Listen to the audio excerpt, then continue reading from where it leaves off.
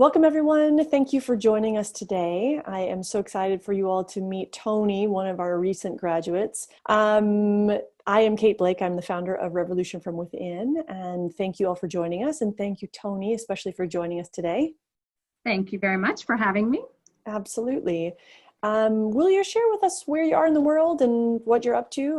I live in San Antonio, Texas, currently, and have been in a new phase of life. We have an empty nest, which I was nervous about, but have really started to love our empty nest. And then my professional journey it's taken off, and I'm trying to figure out what my best next steps are. I fell into a position that I really thought I wanted, and I served as an interim and did that for the better part of a year. And then I wound up not getting the job. I'm learning is a part of my journey that this may not be the path that I'm meant to be on, but I've really had to grieve and kind of figure out what my best next steps are. Perfect. Thank you for that intro. I think let's just dive right in with a few questions. Could you share with us, for you, what were the big results that you got? Or what were some of the bigger pieces that you would say, maybe even ways that you're different now than you were 10 weeks ago? Can you share with us some of those? Yeah. So we did kind of a final assignment. So maybe I just read this. What I have learned in this course is completely counterintuitive to that mindset of just squeezing your eyes shut and muscling through it all while praying you don't hurt yourself in the process of finishing the race. I've been marinating in this mindset, both personally and professionally, for years, and I've accomplished a number of impressive marathons. However, I've realized that I'm actually not a runner, I'm a hiker. Equally important, I've realized that this life isn't a race to get through. I'm learning to be soft and slow and gentle with myself, especially with navigating rough terrain. I'm learning to deeply own who I am as a result of the early years and some of life's most difficult and painful moments. Going through my history and really thinking about it from the ways in which I've digested it and assigned meaning to it all has served to loosen the knots of the past and provided a release of sorts.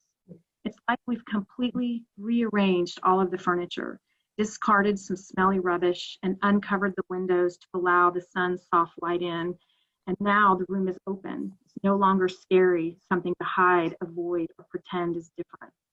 I'm learning to own that my history literally sculpted my strengths, attributes, and gifts. Staying in this light will be my oxygen, and there is such freedom here. It is literally expansive, both mentally and physically, to trust that I am exactly where I'm supposed to be along this journey, and I have everything I need. Thank you for sharing that with us. You are such an extraordinary writer. Thank you. Really, it's just amazing.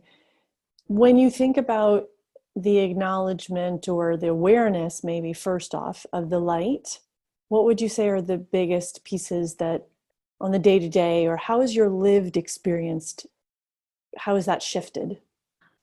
You know, we all have these thoughts that just, it's like this constant stream of thinking, and we're either in the past kind of replaying what I should have done, or we're projecting forward and we're worried about that next board meeting or that next whatever, or that difficult conversation with a colleague, or whatever it might be.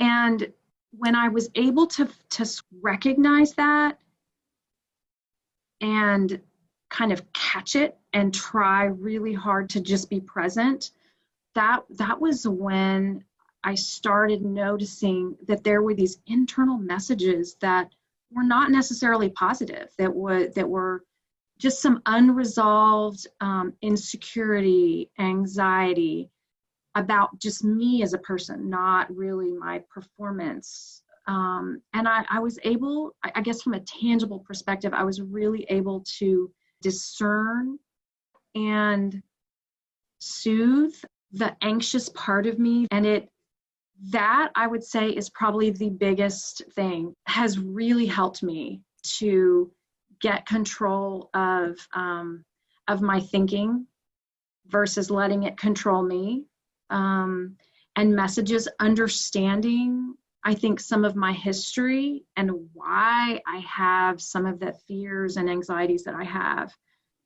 So it's just helped me to look at everything in the light, really, and see it clearly. There's nothing under the bed. There's nothing in the closet. So that's kind of what that's done for me. And so as a result, I feel much more settled and secure. I'm able to almost rationally talk myself through when that little feeling starts nudging at me, I recognize it, and then I'm able to sort of self-talk and move through it. So that, I think, is some of the brain changes, is creating some new paths, getting out of the rut that your wheels have just been in for so long. There's also an element of kind of letting go, trusting that the universe is really good and has our back. And one of the things we did that really resonated with me, I think, because I believe it philosophically, was sort of what we put out, the energy, the vibrations that we put out into this world is what we attract, and it's what's comfortable for us. And so, when you're anxious and you're worried and you feel like you're behind, and so you just tend to hold on really tight rather than kind of moving into the flow. It's just a different way of thinking and behaving and believing. Yeah. As you've become more connected and more in your own dance with yourself, could you tell us a little bit about that? How has that shifted for you? Where's your confidence level, your connection to your ability and your power? And how would you share about that? I work in a field that's very female dominated, except for at the very top. It's very male dominated. Yeah, and I think that's a part of where I've learned. I've been in this field for 26 years now, and I think that's a part of where I've learned to just hold on tight, and you just kind of stuff things down inside and put on a smile, and you just keep going through. And I'm seriously considering thinking, I don't know that I'm willing to do that anymore. I'm still working in this field. That's still what's required. So I'm just opening myself up to some perhaps different opportunities that would allow me to be more free in the creativity part of it. Beautiful. Yeah. Thank you. Share with us a little bit more about where were you when we met? When you were looking for some type of change or shift and looking for a program to join. Describe to us where things were at that point. I work in administration for a public school district, and I was in a school district where the former superintendent had been put on leave, and then he eventually left. And I had been interim superintendent for a couple of months, and then a few months later, he wound up leaving, and then I was moved over into the superintendent position for a year, and worked with the board. We did strategic planning. It was a pretty incredible year. Then the board wound up doing a formal search for the final, candidate, and I was not selected. A male was selected, and that was really hard. About a week after this happened, the country shut down with COVID. So I was kind of left to grieve all of that and try to make sense of it. So that's where I was. I was just in this swirl of, oh my goodness, going back, kicking myself. Why did I do this? Why did I do that? And it's not the way it turned out. So I found myself just looking for something to read, or a course, something to just help me sort through that in a way that helped me to make progress and get to the next level. I didn't, I wanted to learn from this. So now I'm just in this brand new place, and it's not as scary. It's actually kind of exciting. It sounds like before there was a lot more self-blame, second guessing, self-doubt. You were performing so well in the position and then gave the permanent position to someone else. What did that do to your confidence level? What did that do to your sense of, kind of who you were in that way? Yeah, I questioned everything, and I was already wondering why. I mean, no male would take an interim position while they're doing another position simultaneously. And I just kept wondering and saying, oh, I just should have done that different. Like, why did I do that? And I think I just felt like I had to prove that I could do all of this. But then when I didn't get it, it just made me question all of that. And it made me question all my 26 years. Like, what has this all been for? And what's your perspective on it now? I mean, I know we went through so much change, and we'll get into a few more details around that, but does it still have you doubt yourself and all of your success and your history and your choices? No, it doesn't.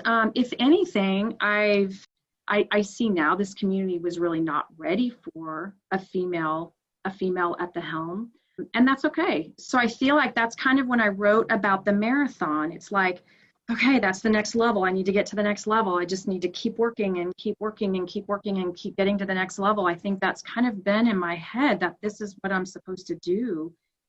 But when you're knocked off the ladder or pushed off the marathon route, it's like, whoa, wait a minute, maybe there's something different, maybe there's something else, and maybe that's really good and okay, and it's time. So it's given me the chance to really think about all these other things that I could do, even from an outside perspective, and how can I plug that into public ed. Awesome. So that I'm just thinking about all of that completely differently.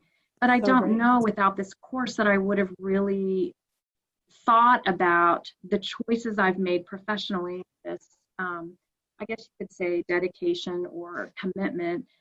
But I've just been driven by that, because it's like that keeps me safe, and it's like there's this next step. You just keep going in this linear path, but it's okay. I can take take a different route and see what's up ahead. So yeah, it's beautiful. In our work together, what were the big pieces or any big things that really shifted things for you? I will say I was nervous. I was anxious about the Zooms, like with the other folks, because I just didn't know what that would look like and how that would work. But how did it work for you? It was really comfortable, because because you so graciously take your time with each one of us, and I found that even just listening to you work with some of the other people in our group, that was particularly helpful for me, because it didn't deal with me personally. It's like you can see things in other people that you have the same thing, but you don't really see it when it's in yourself. So I really wound up enjoying kind of listening to the other women and how they were digesting and kind of going through the content. But I loved, I enjoyed the content. I liked the videos, just made things a little more 3D rather than just kind of reading stuff. It was very, very doable and rich. And I would say made time that I carved out for just me even more meaningful. And I think just the whole idea of self-care. I've been able to just stop and go to bed a little earlier, or just lie in bed and read, or even just write in my journal. And I love, love, love that time. And I was not making time for that before. I literally worked until I fell in bed, and then the alarm woke me up, and I did it all over again the next day. And so this has helped me press pause and really lean into those moments to listen. Mm-hmm. How's your energy level? It's good. I'm sleeping better for sure. And I think the self-care, just kind of go inside and clear and really just focus on right here, right now, focus on your breathing. There's something so soothing about just clearing out and focusing on one thing. And then afterwards, whatever you were worried about that you've kind of pushed away temporarily, it's almost like it just clicks into place. You just have a better perspective. So energy level is good, is really good. Thank you for sharing all of that. Is there anything else you wanted to share before we let you go about what your experience has been and how you've changed? I would just say I believe in coaching. I believe in mentorship. And, anybody out there who's listening, I would say if you're on the fence about it, you need to just do it, because your behavior will not change until your thinking starts changing. And you can't really you can't really address or think about your thinking until you have somewhat of a framework to do that. And Kate, I appreciate all that you have put together to help me, and I know the women in our group, navigate this, especially during COVID.